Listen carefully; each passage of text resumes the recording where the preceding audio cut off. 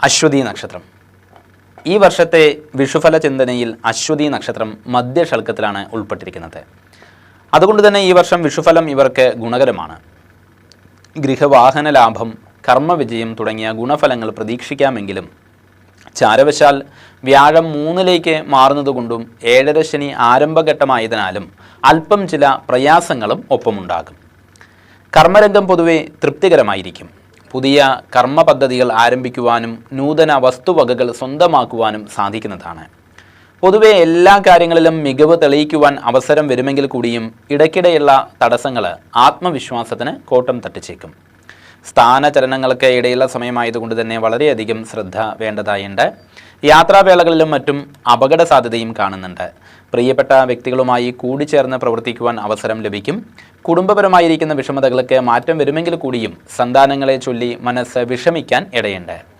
വിദ്യാർത്ഥികൾക്ക് അലസത വർദ്ധിച്ചേക്കും.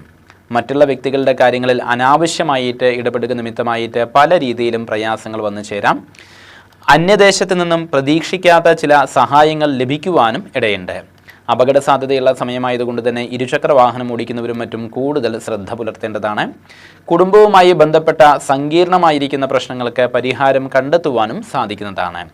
ആത്മവിശ്വാസമാർന്ന പ്രവർത്തനങ്ങളിലൂടെ കാര്യങ്ങളെല്ലാം തന്നെ അനുകൂലമാക്കി മാറ്റുവാൻ ശ്രമിക്കേണ്ടതാണ്. ദോഷപരിഹാരാർത്ഥമായി മാസം പ്രതി ജന്മനക്ഷത്രം തോറും ശിവങ്കിൽ പിൻവിളക്ക് വഴിപാട് നടത്തി പ്രാർത്ഥിച്ചു വരുന്നതും അഘോരയന്ത്രം ദേഹരക്ഷയായിട്ട് ധരിക്കുന്നതും ഗുണകരമാണ്. എല്ലാവർക്കും നന്മ വരുത്തുവാൻ സർവേശ്വരനോട് പ്രാർത്ഥിച്ചുകൊണ്ട് നിർത്തുന്നു. നന്ദി, നമസ്കാരം.